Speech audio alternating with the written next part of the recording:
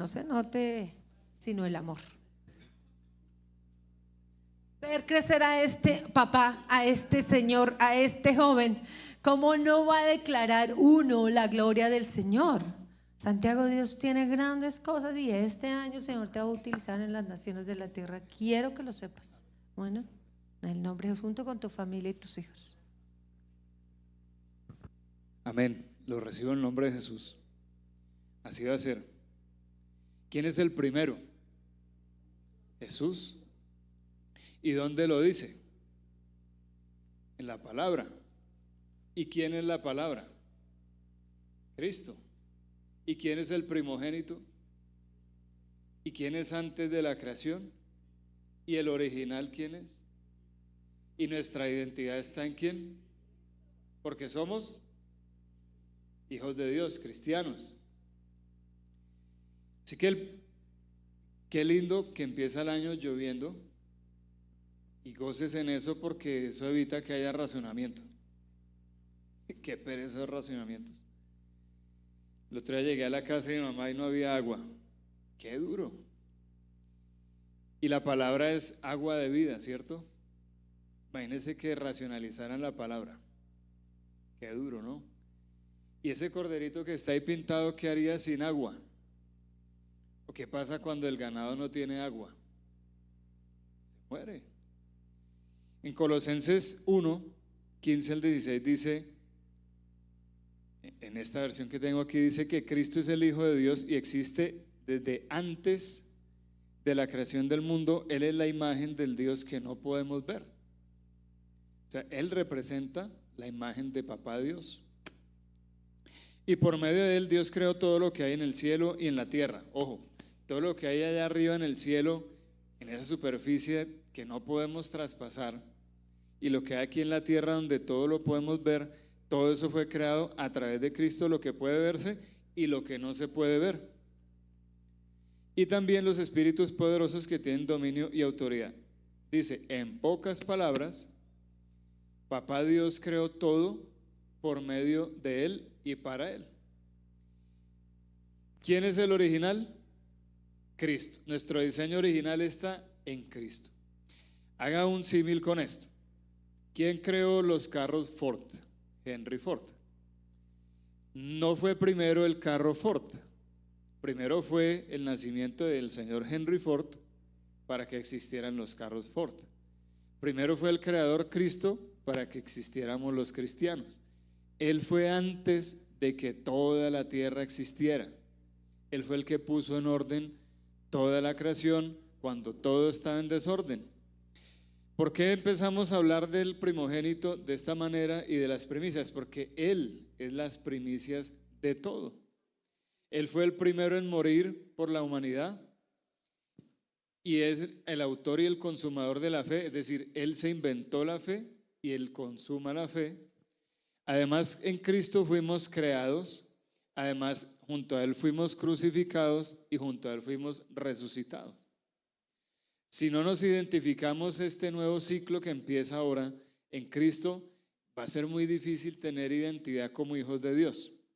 Podríamos aquí hablar de plata, hablar de prosperidad, hablar de carros, de casas y bueno, y sacar muchos amenes y aleluyas y saltos y gritos de júbilo, pero ahí no está lo profundo. Lo profundo está en identificar con quién nos identificamos. Aquí hay muchos hinchas del fútbol, por ejemplo. Se identifican con un equipo, por un color, por un estilo de juego, porque el papá es aficionado a ese, o el abuelo, o el tatarabuelo, y así sucesivamente.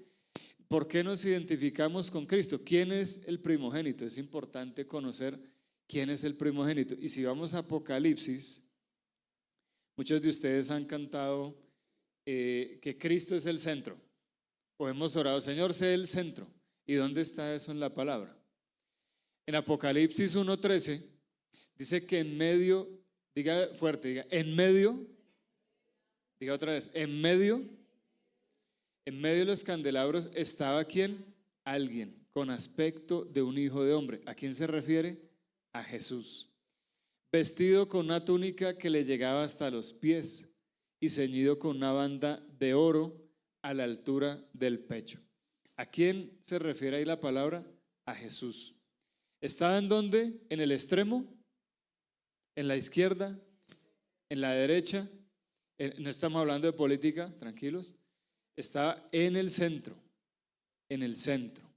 Por eso Cristo Jesús es el centro. Si este nuevo ciclo que empieza, consideras que Cristo es el centro de tu vida, si Él es el centro de tus decisiones, el centro de tus pensamientos, te va a ver bien en la vida. Mire, en estos días hablábamos con mi esposa. Yo hace más o menos 3 años renuncié a un trabajo donde llevaba 15 años. Y muchos me criticaban, ¿cómo va a renunciar? 15 años lleva en la empresa, va a perder la antigüedad, va a perder el reconocimiento. Aquí toman decisiones porque ustedes recomiendan. No, la gente llenándolo de vanidad, ¿sí? Y no se deje llevar por la vanidad, jamás. Déjese llevar por Cristo. Entonces yo decidí, ¿y por qué lo decidí? Porque me querían meter en un acto de corrupción y eso no va conmigo. Así que tomé una decisión radical y las condiciones del siguiente trabajo capaz no eran tan seguras como el anterior, pero mi seguridad está en Cristo y tomé la decisión. Y mi esposa me dice en un momento que yo me cuestioné, oiga, ¿por qué renuncié? Mire cómo están las cosas ahora. Y ella me dice, pues tomaste una buena decisión porque la tomaste basada en Cristo, ¿sí? La tomaste para huir de la corrupción. La tomaste porque habían cosas que estaban pasando que no van con nosotros. Y por eso Dios te ha sostenido. Y los animo a tomar ese tipo de decisiones en este nuevo ciclo si haces que Cristo sea el centro, si haces que Cristo sea el primogénito. Siguiente rasgo de quién es o quién es Cristo para nosotros. Ya sabemos que Él es el centro. Vamos al siguiente, muchachos, que dice así. Al siguiente.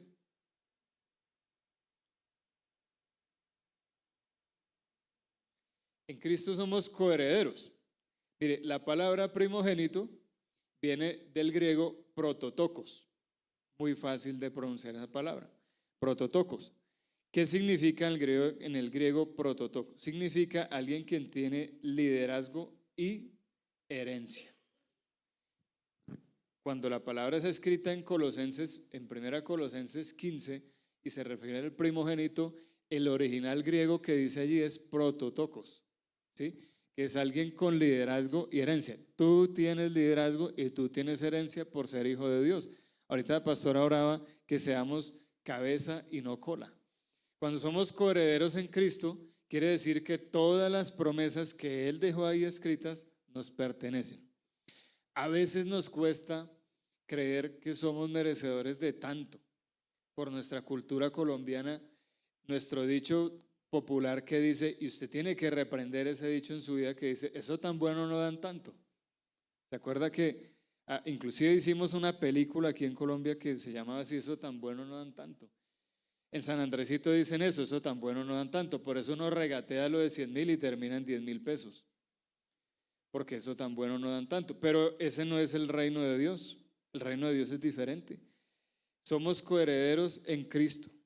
Además, eso lo dice en Romanos 8:17, que juntamente con Él somos coherederos, ¿sí?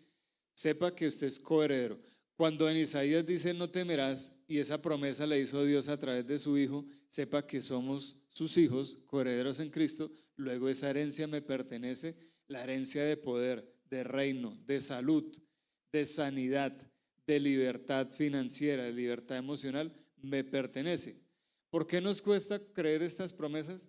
Porque a veces tuvimos experiencias malas en nuestra casa, porque nuestros padres nos hicieron creer que no éramos buenos para tanto o como que no merecíamos tanto, pero Cristo te dice, en mí mereces tanto porque yo soy tu Redentor en quien eres coheredero junto a mí.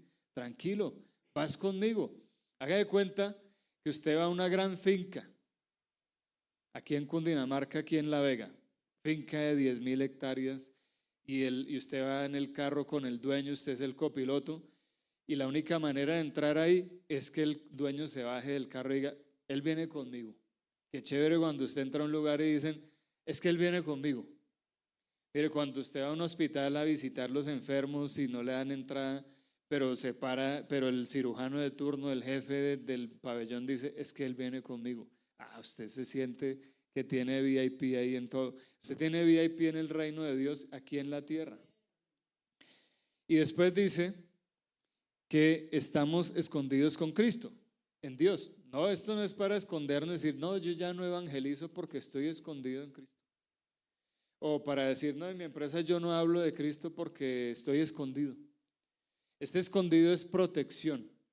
Así que reciba esta palabra con una promesa de protección. Cuando usted ve que esté corriendo peligro, usted declare, estoy escondido en Cristo, la sangre de Cristo me cubre, el manto del Padre en Cristo me cubre. Y dice en Colosenses 3:3, dice lo siguiente, pues ustedes han muerto, y hemos muerto a la carne, lo que está hablando ahí, y su vida está escondida con Cristo en Dios. Esta promesa se cumple cuando morimos a la carne. Es la única condición que aquí pone la palabra. Cuando morimos a la carne, nuestra vida entra a estar escondida en Cristo, con Cristo en Dios. ¿Qué significa esto? Protección en todo lugar, ante todo peligro, pero la condición es que hay que morir a la carne. Hay que morir a la carne. Siguiente promesa para identificarnos con Cristo. Cristo es, diga, Cristo es las primicias. Ahí no dice que es la primicia, dice es las primicias. 1 Corintios 15, mira lo que nos muestra allí. Lo cierto es que aquí está relatando Pablo a los corintios, dice, mire, lo cierto, es decir, la verdad, muchachos, señores corintios, es que Cristo ha sido levantado de entre los muertos. Él fue el que resucitó, ¿cierto? Como primicias, no dice como primicia, que como primicias, porque a través de él venimos multitudes, de los que murieron. Siguiente, de hecho, ya que la muerte vino por medio de un hombre, o sea, Adán, también por medio de un hombre viene la resurrección de los muertos. Así como en Adán todos mueren, también en Cristo todos volveremos a vivir, pero cada uno en su debido orden. Y ahorita más adelante vamos a hablar del orden. Cristo, las primicias, después. Fíjese, ese después me gusta, porque después de lo primero, después. El primero y después. Como decía Chilabert, ¿se acuerdan de Chilabert?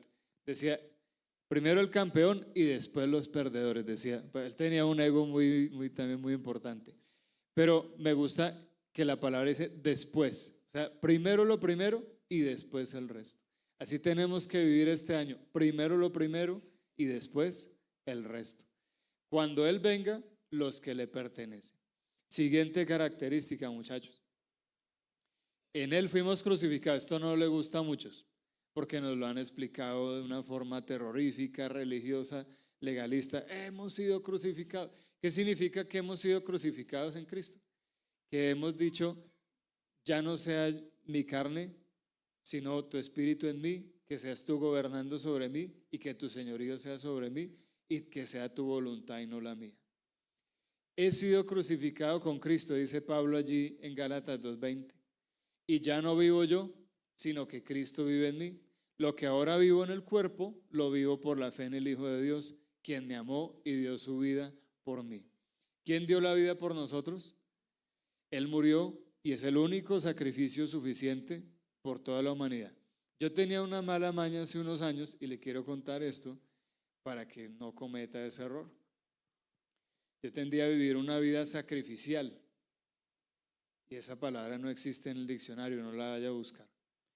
Pero una vida de sacrificios, y yo creía que a punta de sacrificios le podía agradar a Dios. Hasta que entendí por su gracia que el único sacrificio que Él hizo fue en la cruz, suficiente para toda la humanidad, cuando en la palabra en Hebreos dice que una vez y para siempre fue suficiente. Así, nuestro único sacrificio, ¿cuál es? Crucificar la carne. Crucificar la carne es que cada mañana digamos, Señor, en nuestra oración, someto mi carne a tu espíritu, para que sea tu voluntad y no la mía. Tal vez quisiéramos quedarnos dormidos media hora más, ¿cierto? Por ejemplo, en un día de hoy tan frío, qué ricas las cobijas, más si son de 3 tigres. Qué rico hubiera sido quedarnos allí. Chévere, yo hoy, pues, la verdad, dormí muy bien. Pero dije, hay algo más importante que hacer. ¿Sí? La humanidad necesita a Cristo. Hay que crucificar la carne. Cuando somos hijos de Dios, ¿por qué hay que crucificar la carne cuando llegamos al trabajo? Porque hay que llegar puntual para dar testimonio que los hijos de Dios somos puntuales. Para que los jefes no digan, esos cristianos, ¿para qué vamos a contratar a los cristianos? ¿Para que se metan en un baño a orar cuando tienen que hacer la presentación? El trabajo es el trabajo, la oración, la familia. Cada cosa.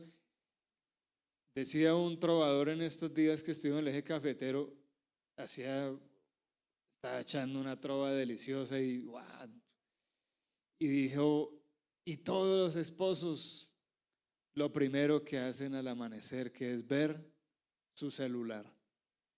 Y qué triste que hoy en día el primer hábito, casi que el primer hábito de la humanidad hoy al despertar es ver el celular. ¿Quién escribió? ¿Cómo está el WhatsApp? ¿Cuántos likes tengo? ¿Quién vio mi post?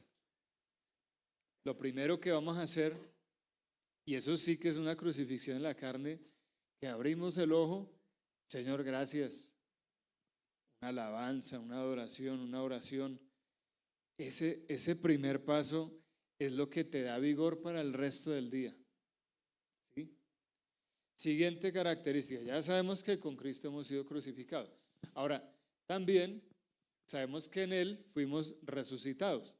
Entonces la carne no se quedó muerta allá en el piso, no, ya morimos. Cristo resucitó al tercer día para dar esperanza y dar testimonio que Él vino, volvió a los cielos y que el Espíritu Santo fue enviado, ya que han resucitado con Cristo, iglesia. Diga, yo ya resucité en Cristo. Pero dígalo como si fuera un 5 de enero. Yo ya he resucitado en Cristo. Porque ya resucitamos en Él, buscamos las cosas de arriba. Tiene sentido. Como me identifico con Cristo, mi Creador, pues entonces ahora busco todo lo que tiene que ver con Él, no todo lo que tiene que ver con este mundo. Estamos hablando del original, el carro original de Henry Ford, el primer carro que él hizo. ¿Quién más sino él conocía ese carro? ¿Quién más sino él? ¿Quién más sino Cristo conoce nuestro diseño? ¿Por qué no ir al diseño original para comportarnos como el original? ¿Para qué? Para vivir el reino de los cielos aquí en la tierra. Y usted dice, bueno, ¿y para qué quiero vivir el reino de los cielos aquí en la tierra? Para vivir en orden. ¿Y para qué quiere vivir en orden? Para vivir en bendición. Pues yo no quiero vivir en bendición, dice alguno, porque viene en rebeldía. Pero tranquilo, alguno en un momento ha pensado así, porque ha dicho, mejor voy a saciar mi carne. Qué rico y delicioso. Pero ¿qué dice la palabra? En Cristo fuimos crucificados y en Cristo fuimos resucitados. Vale más la pena la vida resucitada que una vida muerta en el pecado. En Él fuimos crucificados y en Él fuimos resucitados. Por eso es que cuando usted entrega su vida a Cristo, ahí muere la vieja persona. Ahí muere el que tomaba alcohol. Ahí muere el que iba a la rumba. Ahí muere el que le pegaba a la mujer. Ahí muere para resucitar una nueva creación. Claro, a los 10 años, a los 10 días o al salir de la iglesia usted se encuentra con los que conocieron el viejo hombre y lo más seguro es que lo van a criticar o no van a dar un peso por usted, pero en Cristo somos coherederos. Esa es nuestra identidad. Siguiente punto. En Cristo vivimos en lugares celestiales. Usted dice, no, pero pues yo vivo aquí en un lugar terrenal. Sí, en lo físico sí. En lo físico yo no estoy levitando, estoy sobre un lugar que está a más o menos 70 centímetros por encima del suelo. Aquí nadie está levitando. Eso es lo que no se refiere allí la palabra. Lo que sí se refiere es que vivimos la cultura del cielo aquí en la tierra. Lo que sí se refiere es que lo que pasa en el cielo pasa en tu vida. ¿Se acuerda la canción de Juan Luis Guerra que decía, en el cielo no hay hospital? Es cierto. En el cielo no hay la clínica, la Santa María, la Samaritana, la Santa Fe, ¿no? En el cielo es una vida deliciosa. Esa vida deliciosa puede vivir aquí en la tierra cuando usted dice, me acojo a esta promesa que dice lo siguiente, allí en la palabra, y en unión con Cristo Jesús. O sea, usted tiene que estar unido en este nuevo ciclo que empieza, tiene que estar unido a Cristo. Es la única condición. Y estar unido con Cristo significa que tiene que crucificar la carne y que tiene que resucitar en él. ¿Y eso es qué? A través de la fe. En unión con Cristo Jesús, Dios nos resucitó y nos hizo sentar con él en las regiones celestiales. Esa imagen que nos muestra Apocalipsis cuando Él nos dice, déjenme entrar y yo cenaré con ustedes. Ese mismo con que está en Efesios 2:6, para que Él esté con nosotros. Él te está diciendo, déjame entrar a tu mesa para estar contigo. Y si estoy contigo, te voy a poner en regiones celestiales, en unión conmigo, dice el Señor. ¿Por qué? Porque a través de Él fuimos resucitados, ¿sí? Y ese ser resucitado nos levanta una vida celestial, que está por encima de toda ofensa del mundo. Tal vez te han ofendido en tu empresa, te han hecho bullying tus empleados, o los que están en la universidad, el colegio, le han hecho bullying allí en esos lugares. Tú estás por encima de esa cultura, tú estás por encima de esa crítica, tú estás por encima de toda ofensa, tú estás por encima de toda corrupción que esté pasando en tu empresa, tú estás por encima de todo negocio torcido, tú estás por encima de todo mal pensamiento. Teniendo claro esto que acabamos de mencionar, esto que en Cristo me pertenece, esto que soy en Cristo y que Él es el primero, y si Él es el primero, vamos a ser capaces de creer que en Él somos coherederos, que en Él crucificó mi carne, que en Él he sido resucitado, que en Él estoy unido, que en Él estoy sentado en regiones celestiales, que Él es el centro de mi ser, que Él es el centro de mi vida. Si ya usted tiene eso claro para este y todos los años de su vida, va a vivir en libertad.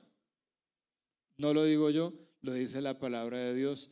Créalo, interiorícelo. Los que están jóvenes, interiorícelo. Los que están esperando un bebé en su vientre, qué bonita noticia, Andresito, ese bebé que viene para ustedes, y qué lindo que lo tengan jóvenes. Y de verdad, qué rico ser papá a los 22, porque ya a los 37 el chino tiene 15, y a los 37 usted lo deja con los abuelitos y se va a Europa a viajar. Qué delicia. Y tiene vida y colágeno para jugar con esas criaturitas. Segundo punto, el primogénito nos transporta a un ambiente de amor, verdad y unidad. Entonces usted dice, bueno, todas esas promesas muy lindas, muy chéveres, algunos la ven por allá, abstracto, no, yo no soy tan buena persona como para merecerlo. No piense eso, porque la gracia de Dios está aquí. Y si usted está aquí escuchando esta palabra es porque estas promesas Dios quiso que este despelucado se las compartiera. Entonces, ¿para qué todo esto? Para vivir en amor, verdad y unidad. Ahora, ¿cuál es el antónimo del amor? El odio. ¿Cuál es el antónimo de la verdad? Y el antónimo de la unidad, la división. ¿Es chévere vivir en odio, mentira y división? Es el ambiente más tóxico de toda la tierra. Un ambiente donde hay odio, mentira y desunión. Eso es toxicidad al máximo nivel. O sea, más bien viva en Chernobyl y le va mejor. Pero donde hay amor, verdad y unidad, uy, ahí sí que se respira paz. Si ha llegado a esas casas o esos lugares donde se respira paz, donde huele a pan fresco, donde huele a vida, donde el anfitrión tiene que sacarlo porque es tan rico que estar ahí que bueno, ya nos vamos a dormir, porque hay amor, verdad y unidad. ¿Para qué vivir en amor? Pregúntese esto por un instante mientras Andresito pone allí la palabra. ¿Para qué vivir en amor? ¿Para qué vivir en verdad? ¿Y para qué vivir en unidad? En Juan 17, cuando pueda leerlo, léalo y pídale al Espíritu Santo mucha revelación, porque a veces uno lo lee a toda, a 100 kilómetros por hora. Pero Juan 17 es una de las conversaciones más lindos entre el Hijo y el Padre y el Hijo, entre Jesús y Papito Dios, entre el Hijo de Dios y Papá Dios. Allí es un conversatorio y cuando el Espíritu Santo me revela Juan 17, digo, así es que tenemos que vivir con Papá Dios, no de una manera sistemática. No decir, ya oré por la mañana lo que tenía que orar y no vuelvo a hablar con el Padre durante todo el día, hasta mañana que siga orando. No, se presentó un problema preciso, tenías que hacer la presentación a los jefes a las 11 de la mañana y se fue al internet. Y era tu presentación, tu momento, Padre, activa el Wi-Fi, Padre, prende la luz, prende la energía, cuenta con Él en todo momento. Tuviste que tomar una decisión a las 10:46 de la mañana, pídele dirección. No tienen que ser tampoco cosas pomposas, sino conversatorios ricos, deliciosos, que sepas que Jesús está ahí contigo. Y Jesús está hablando con el Padre y le dice, Padre, yo les he dado a conocer tu nombre y seguiré haciéndolo, para que el amor con que me has amado esté en ellos y yo mismo esté en ellos. Esto es tan lindo, esto es tan romántico, esto es una carta de amor tan preciosa para nosotros los hijos de Dios. Imagínese que usted está ahí y Jesús le está diciendo, bueno, me voy al cielo, y usted está ahí con la melancolía, uy, mi Señor se va. Pero el Señor, mientras usted está con la melancolía, está hablando con el Padre y dice, bueno, Padre, yo me he dado a conocer a estos hijitos y lo voy a seguir haciendo. Lo voy a seguir haciendo como si te vas a morir, porque venía el Espíritu Santo. Él es el que nos sigue enseñando quién es Cristo, para que el amor con el que me has amado esté en ellos. El amor con el que el Padre amó a Cristo esté en nosotros. Qué grande amor. ¿Sabe? Esto nos queda difícil, nuestra mente no alcanza a entender este amor. Que el amor con el que el Padre amó a Cristo esté en nosotros, eso es inexplicable. Pero es un amor incalculable que la mente no puede explicar. Por eso Dios dispuso que nuestra mente sea la mente de Cristo para poder entender ese amor. Ahora, el amor de Dios no se entiende, se disfruta. El que lo trata de entender, el que trata de filosofar y se vuelve Aristóteles y Platón y termina por allá filosofando lo que no debe y se queda viejo sin disfrutar lo que debió haber disfrutado toda la vida. Se le pasa la vida sin disfrutar el amor de Dios. Ese amor esté en ellos y yo mismo esté en ellos. Y los discípulos podrán decir, pero Señor, te vas a morir, ¿cómo vas a estar en nosotros? Él les prometió que vendría el Espíritu Santo. Es la forma como el amor de Dios está en nosotros. Ahora usted dice, ¿para qué ese amor? Ese amor lo lleva a tomar buenas decisiones. Cuando usted está en una discusión con su pareja, con sus hijos, con sus empleados, con sus jefes, y el amor de Dios triunfa sobre usted, créame que va a tomar la mejor decisión en esa discusión y el resultado va a ser sabio. Diga, sabio. Donde está el amor hay sabiduría, porque donde está el odio se toman decisiones desesperadas, mundanas, racionales. Entonces, no, bueno, entonces hagamos esto, entonces démonos un puño, entonces una patada y yo le insulto a usted también y así. Pero cuando triunfa el amor, triunfa el primogénito. Usted vuelve al primer diseño.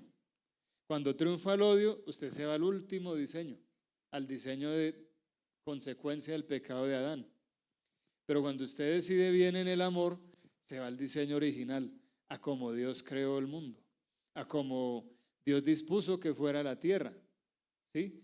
Un lugar armonioso, hermoso, lleno de siembra y cosecha, donde el fruto estaba al alcance de tu mano. Y en el siguiente, fíjese lo que dice aquí acerca de la verdad. Estamos hablando que vamos a vivir en amor, en verdad y unidad. Diga, en amor, en verdad y unidad. Estos tres rasgos son del primogénito, de la primicia, del primero que se entregó y el único, del primero a través del quien fue posible toda la creación. ¿Sabe una cosa? Cuando usted sabe que Él lo creó todo y que Él es poder creador, en su cuerpo pueden pasar milagros creativos, reciba eso. Hay gente que necesita aquí células nuevas, Él tiene poder creador para crear esas células nuevas. Él tiene poder para crear neuronas nuevas, tiene poder para crear sangre donde no la hay. Él tiene poder para alargar huesos, tiene poder para alargar músculos. El Señor Jesús dice, santifícalos en la verdad, tu palabra es la verdad. ¿Para qué es la verdad? Para vivir santos. Ahora no es que vamos a llegar en una túnica blanca al trabajo, levitando o cantándole allá al jefe, no. Cuando vivimos santificados en su verdad significa que vivimos libres viviendo su verdad, santos. El que vive santo está tranquilo en su conciencia con Dios. Dice, yo estoy viviendo una vida santa, una vida íntegra. Claro, a veces pecamos, es inevitable, ¿sí? Es inevitable. Pero lo que está diciendo aquí el Señor es un proceso de santificación. Entre más tus hijos se conformen a la verdad, más santos van a vivir. El que vive en la verdad vive libre, porque dice el Señor Jesús, dice, y conocerán la verdad y la verdad los hará libres. ¿Y para qué vivir libre? ¿O para qué vivir encadenado? ¿A quién de aquí levante la mano el que le gusta vivir con una mente encadenada? Seguro que ninguno levanta la mano. ¿A cuántos de aquí nos gusta vivir una vida libre? A todos. Libres para adorar, libres para alabar, libres para participar. Somos parte de una sociedad que tiene diversidad de creencias, diversidad de gente, y en medio de esa diversidad estamos nosotros. Somos parte de esa diversidad. No somos ajenos. Somos ajenos al mundo. Somos ajenos a la cultura del mundo. Pero no somos ajenos a vivir en un mundo diverso, en el cual tenemos que conquistar a través de la verdad. Y que donde vayamos, amados todos, iglesia, hijos de Dios, generemos unidad. Diga conmigo, voy a ser generador de unidad. ¿Qué dice acerca de la unidad? En Juan 17 es el relato más lindo que el Señor me ha revelado, donde el Padre expresa su unión con el Hijo con el Padre. Así tenemos que vivir unidos al Hijo y al Padre y al Hijo. ¿A través de quién? Del Espíritu Santo.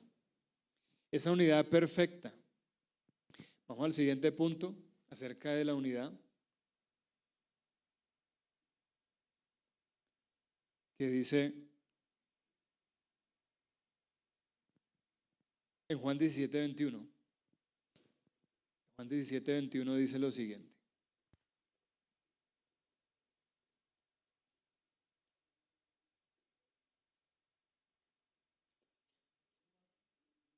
Dice, para que todos sean uno.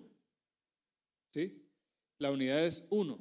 El primogénito es uno. Las primicias es una. Padre, así como tú estás en mí y yo en ti, permite que ellos también estén en nosotros, para que el mundo crea que tú me has enviado. Pareciera un trabalengua, ¿cierto? Pero lo que en resumen el Señor está diciendo ahí es, si ellos son uno conmigo, vamos a ser uno, el Padre, el Hijo y estos hijos. Estos que estamos aquí, somos uno en Cristo con el Padre. Eso es lo que está diciendo. O sea, unidos al Padre a través de Cristo. ¿Para qué? Para dar a conocer a Cristo. Tal vez usted dice, oiga, el año pasado no evangelicé ni al gato, no creyó ni mi jefe, no creyó ni mis empleados. ¿Por qué? Tal vez faltó esa unidad con Cristo, tal vez faltó el amor, tal vez faltó ejercer la verdad. Y esto no es para juzgar a nadie, es para que nos evalúen y digamos, bueno, vamos a enfocarnos en esto este año. Que este año uno de sus primeros objetivos sea ganarse por lo menos uno para Cristo. Y usted dirá, no, uno es muy poquito, ¿sabe? Uno de los pastores más influyentes de la historia del Reino Unido, fue un niñito evangelizado en el invierno de Londres. Un niñito. Y de él, el Señor evangelizó multitudes. Así que no desprecie si el Señor este año lo llama a evangelizar a una sola persona. Puede que a otros a 10, puede que a otros a 100, puede que a otros a 1000. Gócese con la medida que el Señor le va a dar. Pero para poder hacerlo, la condición es que esté con Cristo, que esté con las primicias, que esté con el primogénito, que sea uno con Cristo, uno con las primicias, uno con el diseño original, uno con el primero. Cuando somos uno con el primero, hacemos primero lo primero y nuestra vida vive en orden. Y con esto ya vamos finalizando. Y es, ¿para qué vivir en amor, unidad y verdad? Para vivir con una vida de propósito. Cuando uno vive sin propósito, cualquier bus le sirve. Va para donde sea. Cuando uno vive sin propósito, llega a los 80, 90 años y dice, ¿yo qué hice con mi vida? Y qué aburrido llegar a esa edad sin saber qué hice con mi vida o pensar que pasé la vida en vano. Dice Juan 17, 4 al 5, dice, a todo el mundo le he mostrado lo grande y poderoso que eres tú. Que usted al finalizar del año, de la vida, pueda decir esto. A todo el mundo le he mostrado lo grande y poderoso que es Jesús, porque cumplí con todo lo que me ordenaste. Uno se va de esta existencia cuando cumple todo lo que Dios le ordenó, porque somos a imagen de Cristo. Y Él fue a los cielos cuando cumplió todo lo que el Padre le había ordenado. No quedó ni un pendiente. Y ahora, Padre, dame el poder y la grandeza que tenía cuando estaba contigo antes de que el mundo existiera. O sea que Cristo es antes de que el mundo existiera. Vamos a volver a ese diseño original para vivir con propósito. Cuando me identifico con las primicias, con el primero y pongo primero lo primero, mi vida vive en orden. Hay un enfrentamiento entre la terquedad y la obediencia y lo vamos a experimentar todo el año. Es normal. Es la carne peleando contra el espíritu. Es mi terquedad contra la obediencia. Ya sabemos qué nos pertenece en Cristo, ya sabemos que somos llamados a vivir una vida de amor, unidad y verdad en Cristo y sabemos que estamos expuestos a una terquedad que nos va a impedir o que quiere impedirnos crucificar la carne, que quiere impedirnos que creamos en todas estas promesas que hoy el Señor nos ha dicho, y está en Isaías 65:2, cuando el Señor llama, o el profeta se refiere a que dice, todo el día extendí mis manos hacia un pueblo rebelde, que va por mal camino siguiendo sus propios pensamientos. Que usted no sea ese pueblo rebelde que sigue sus propios pensamientos, su propio camino, porque sus pensamientos son más altos que los nuestros. Para que esa pelea entre su terquedad y la obediencia tenga un buen final, diga, Señor, sus pensamientos son más altos que los míos, tus pensamientos son más altos que los míos. En Proverbios 1:24 dice,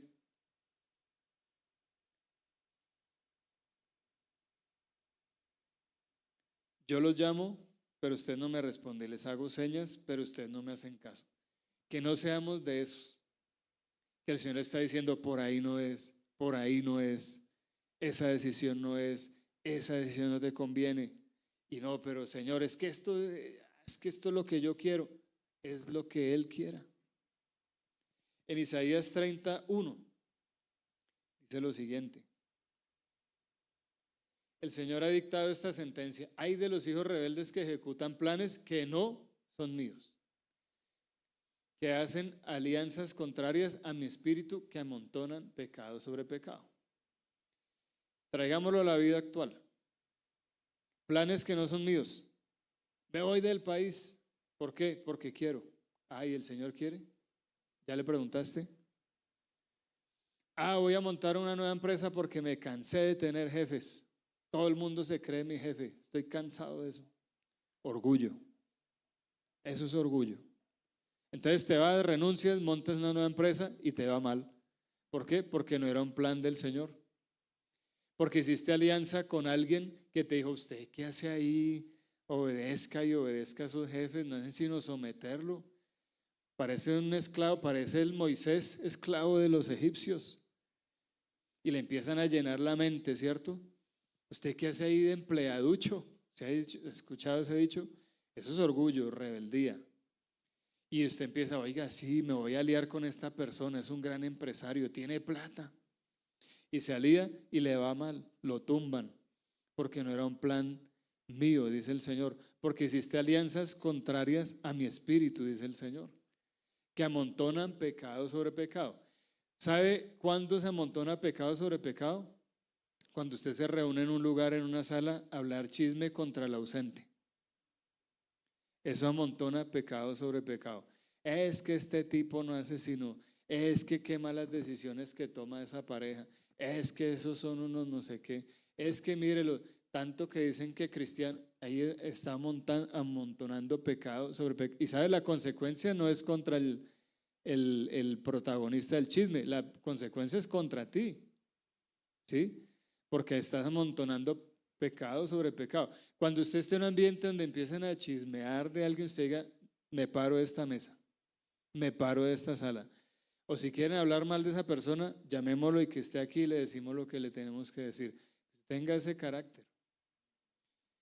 También el siguiente punto dice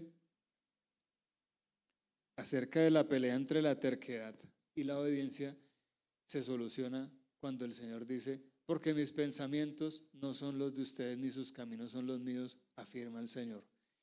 Y voy a hacer lo que el gringo dice, un wrap up. Vamos a envolver esto en un resumen. Usted estará diciendo, bueno, ¿qué tiene que ver las primicias, las promesas, el amor, la verdad, la unidad, mi terquedad, la obediencia? Tiene que ver que cuando Cristo es el primero en su vida, usted no es terco. Cuando usted dice, Señor Jesús, tú eres verdaderamente las primicias, por ti he sido salvo, por ti mi sangre ha sido crucificada, tú eres verdaderamente el centro de mi ser, ahí no pelea la obediencia con la terquedad, sino que usted dice, Señor, si tú lo dijiste, yo lo hago. Que el Señor te dijo, renuncia a ese trabajo, renuncia a esa relación, renuncia a ese negocio, renuncia a esa crisis, renuncia a ese sueño. Señor, si tú lo dijiste, yo lo hago. Y va a ver que el resultado es mayor. Veía en estos días una película, que no me acuerdo el nombre, pero era de dos chicas que nacieron por in vitro. Y había un tipo que estaba enamorado de una de ellas y la sacó un día súper enamorada y dije, y esta noche me la cuadro, decía el tipo, y la atropelló un carro. Y usted dice, qué triste final. Pero detrás de ese fin, que parecía un final, había otro final, y es que ella tenía una gemela en otro estado de los Estados Unidos. El tipo lo investiga, la descubre y tal. Y resulta que la que atropelló el carro, ella decía, no, yo no oro, yo no le creo a Dios, yo no voy a la iglesia. Eso pasó en la película, es en serio. Y el tipo decía, wow, lo que le falta a esta mujer es a Dios. Resulta que la gemela se la encontró, quiso conocer a sus papás, bueno, llegaron a casa y ya iban a comer y la gemela dijo, ¿podemos orar? No, el tipo casi chilla. Dijo, esta era la gemela, no la que murió. Y bueno, y el final muy feliz porque es así era. Y eso se lo digo porque hay sueños que deben morir, porque no son del Señor. Hay ilusiones que deben morir para que resucite lo que de verdad tiene que resucitar. Si Cristo es el primero, no te va a quedar difícil tomar decisiones este año, ni ningún año. Diga conmigo, orden. Es bonito entrar a la habitación cuando la cama está extendida, la cortina abajo, la ropa tirada en el piso. Créame que no da ganas de entrar ahí. Las mamás me entienden lo que estoy diciendo, más si son mamás de hijos desordenados. Yo no soy el más ordenado en la habitación, se lo confieso, y es uno de mis objetivos, no para este año, sino para toda mi vida, porque qué tal 2026 otra vez desordenado. Quiero ser ordenado, de verdad. Y Y empecé con algo chiquito, ¿sabe qué? Dejar las cosas en el mismo sitio. Ahora, por dejarlas en el mismo sitio, me corté con la cuchilla de afeitar, pero eso me enseñó que tengo que revestirla y dejarla en el mismo sitio, pero de una manera segura. Pero me ha funcionado. Ahora encuentro la cuchilla de afeitar donde es, la crema de afeitar donde es, porque antes la ponía en la habitación, después en el baño, después en la cocina, después al lado del pan. Entonces, ¿por qué el pan sabe a espuma de afeitar? Ah, pues porque Santiago lo dejó ahí, y así sucesivamente. Pero vivir en orden es una garantía. Vivir en orden es una garantía de bendición. ¿Qué países son los más ricos hoy en día? Los que son más ordenados. Y los que somos más tropicales, pues estamos en ese camino del orden. Pues nuestra cultura no es la colombiana, nuestra cultura es la celestial. Usted no diga, no, yo soy desordenado porque soy colombiano. En Isaías 51:1 nos aclara que somos hechos de su material, de la cantera más preciosa, de la roca más alta, que es Cristo, el primogénito, el primero. Y en Isaías 46:13 dice algo, y no se vaya a poner bravo con Dios, más bien disfrute esta promesa.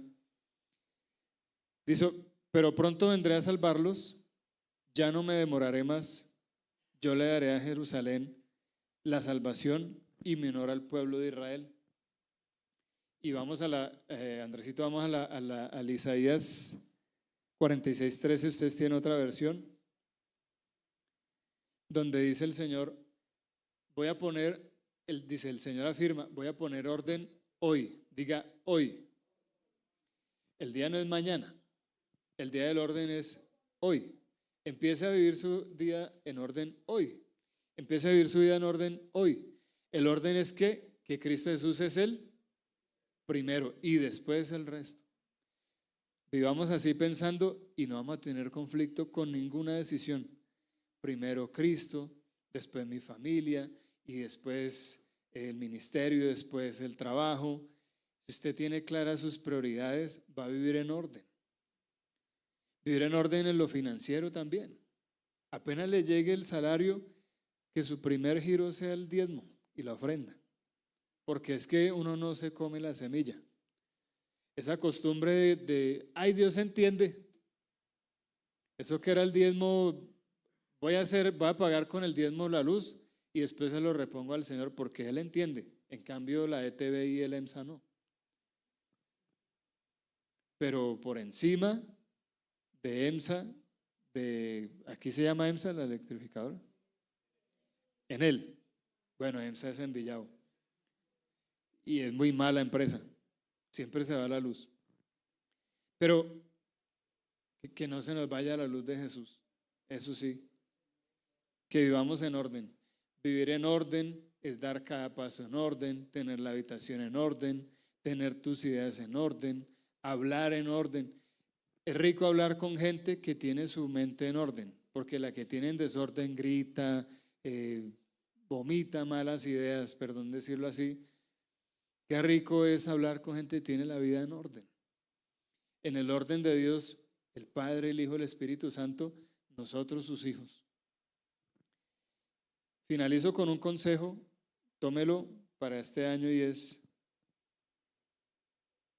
el primogénito es el origen de nuestra prosperidad. Y no vea esto como plata, vea esto como una vida en orden, sana y libre. Mire, el año pasado fue un año que, en lo personal, para mi familia, tuvimos que enfrentar mucho el hospital, oiga. Y nos acordábamos con la pastora en estos días pasados por qué vale la pena consagrar a nuestros hijos al Señor. Que lo primero que hagamos cuando nacen es, Señor, es tuyo. Eso hicimos con Juan Martín, nuestro hijo mayor, el primer hijo que el Señor nos dio. Y ese niño, el Espíritu Santo lo usa y cuando no lo escucho, lo que el Espíritu Santo le dice a él, la embarro. Cuando nació Isaac, nuestro hijo menor, nosotros estábamos en Villavicencio, mi esposa había venido a Bogotá porque queríamos tener el bebé en Bogotá, en Villavicencio no estábamos seguros de tenerlo, y dijimos, bueno, vete 15 días antes que nazca Isaac, ¿sí? Y así hicimos. Eso fue un domingo, pero un sábado que se vino mi esposa. El domingo yo estaba en el carro con mi hijo Juan Martín en Villavicencio, en el Ara, compramos unas cositas, yo tenía la maleta ya lista en el carro, pero pensamos venirnos un martes. Pero el domingo me dice Juan Martín en el carro, me dice, papi, yo estoy seguro que mi hermanito va a nacer hoy. Deberíamos irnos hoy a Bogotá, vámonos ya. Ese Ara estaba a 1 kilómetro de la salida de Villavicencio, Bogotá, no era sino doblar a la izquierda y coger carretera y vámonos. Maleta lista, chaquetas entre el carro, no había nada más que hacer. Y yo dijo, no, pero el doctor dijo que es en 10 días. ¿Cómo? Papi, hoy van a ser mi hermanito, estoy seguro. Juan Martín tendría 5 años, casi 5 años. Y yo, no, hijo, esos videos. Papi, que créeme. Y después fui en el carro y él decía, papi, hoy van a ser mi hermanito, estoy seguro. Y yo, no, hijo, no. Tanto fue la cosa, yo llamé a mi esposa y le dije, amor, ¿has sentido alguna contracción o algo? Dijo, pues sí, por ahí algunas, pero yo creo que todavía no es. Como ella tiene un umbral al dolor altísimo, pues no está dando cuenta.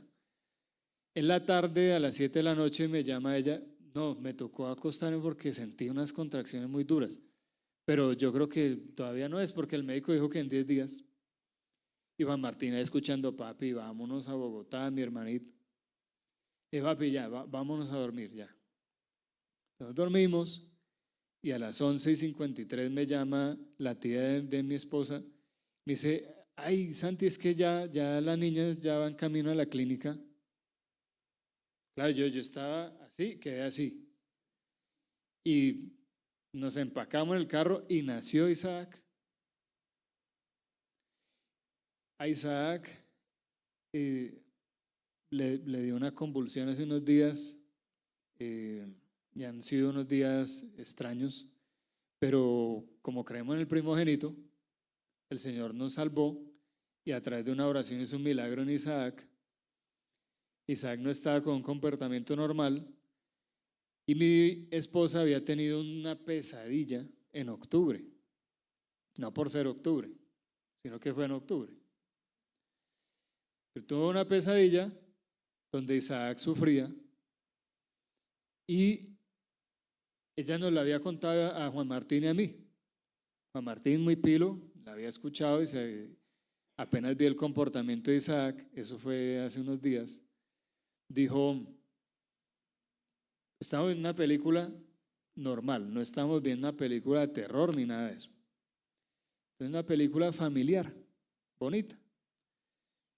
Y ahí acostados en el sofá dice Juan Martín, porque mi esposa empieza, yo veo raro al bebé, yo también, pero seguíamos viendo la película, qué ignorancia, y dice Juan Martín, papi, decreten, porque él creía que decreten era reprender, ya después le explicamos, dijo, decreten la pesadilla que mi mamá tuvo en contra de Isaac. O sea, él se está refiriendo que reprendan esa pesadilla en contra de Isaac, traducido al lenguaje adulto. Eso se está refiriendo a él. Y empezamos una plomacera ahí a punta de oración y Juan Martín escuchando y dijo, no, es que es guerra espiritual, dijo. Y él también oró y se cae el deseo de los magos y se cae y no sé qué. Y claro, es producto de consagrar nuestros hijos al primogénito. Que nuestros hijos son consagrados a las primicias, a Cristo Jesús, ¿sí? De ninguna boca más podría salir eso si no declaramos que nuestros hijos son propiedad exclusiva de Cristo, ¿sí? Y en Isaías 55, de verdad, ahora sí ya va a terminar. Me pasé, ¿sabe por qué? Porque ahí decía que 25 y dije, ahorita quedan 25. Está trabado ese reloj. Me confié, pero ya acabo de ver el reloj y no, perdón, Yuricita, que me pasé. Perdona. En Isaías 55, 12, 13. Mejor veámoslo, dice esta versión: ustedes, los israelitas, saldrán de Babilonia con alegría y volverán con bien a su propio país. Cuando los montes y los cerros los vean, cantarán canciones muy alegres y los árboles del campo aplaudirán. Eso es victoria. Eso es volver al diseño original. Salga de Babilonia y entre al reino de Dios. Si vino por primera vez, salga de esa Babilonia y entra al reino de Dios. Crecerán pinos en lugares de espinos. ¿Qué se ve más bonito? ¿Un lote lleno de pinos o de espinos? De pinos. Y arrayanes, que es un árbol muy frondoso, en lugar de ortigas. La ortiga pica. Nadie quiere coger la ortiga. El mundo entero alabará a Dios y eso será muestra de su maravilloso poder. Que cuando usted termine este ciclo y empiece un nuevo ciclo y sepa que el Señor es su primogénito para toda la vida, usted diga: todo lo que el Señor ha hecho en mí es para la alabanza de su nombre. Amén.